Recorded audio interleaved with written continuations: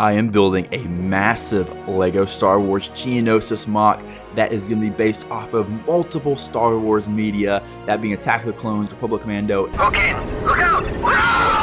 and even Star Wars Battlefront. And that's what we're going to be doing today, basing this next section of Geonosis on Star Wars Battlefront 2 and the Trippa Hive Map. Now, I've already built 10 whole base plates of this mock, but it's time to build the next two, and this one's going to be quite different, so let's dive right into it. I first put another 10 gray base plates behind the Geonosis sections we already did, because we are going to have to build this whole backside of the mock up super high to make it accurate to what we see in Star Wars Battlefront 2 2017, the Trippa Hive Map, in which the beginning of the map takes place on this massive Geonosis mountain, and then which gradually goes down onto the flatter plains in which we already started, and that where the battle will take place.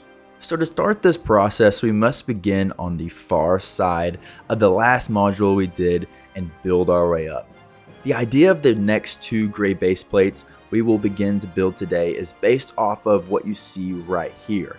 This huge hill will flow up until we get to the beginning portion of the mountain sticking out, creating a ton of new visual details. This was a very tedious process to build this gradual hill because I didn't want to make it too steep and make it feel like a minifigure could not actually walk up this hill. I used a mixture of different dark orange wedge plates and tiles to create this really nice natural effect, which will be used throughout the rest of the build. I tried to break up the terrain with medium nougat patches of rock and different loose rock structures just like we see in Battlefront 2.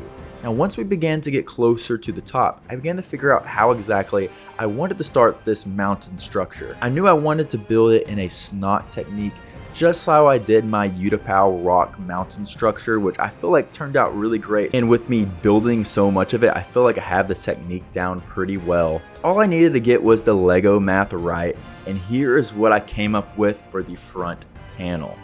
Using a ton of different variations of dark orange pieces, I believe I created something very natural looking and just like you see out of the game. Then after that, I began to build the rest of the hill to even everything out and work on the other side and top portions of the mountain structure so clone troopers can shoot down on top.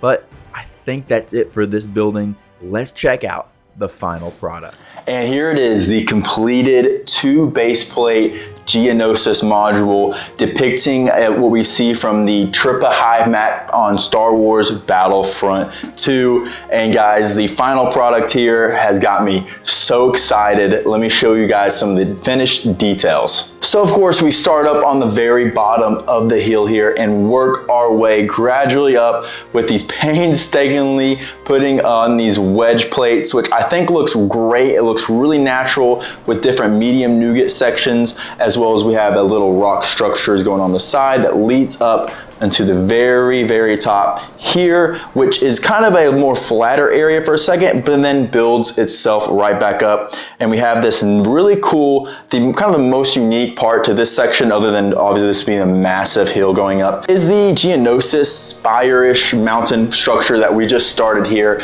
This is straight out of Battlefront 2, and as you can see, I actually have an ARC trooper on top here. And if you actually played Star Wars Battlefront 2 on this Trippa Hive map, you know that these ARC troopers will get on top and use one of their special abilities and shoot this like a homing one shot that'll take you out from across the map. So I had to include that clone trooper on top. It's not the one exactly from Battlefront 2, but it is an ARC trooper nonetheless. I have to get a lot of custom Battlefront 2 clone troopers when the mock is finished, but I absolutely love and adore how this final product came out. I still have a little bit of work to do on this back section for this module here. That's just going to be finished up with the module that's going on behind it, because this big spire rock mountain structure is going to be continuing going back the other way. But absolutely adore how this section of Geonosis turned out. Puts me right in the Star Wars Battlefront 2 and adds a nice variety and difference to the Geonosis we've already been working on. But this is the very beginning of a massive project we got going on here, so you make sure to like, subscribe. But let's add this into the rest of the build and see what it looks like all together.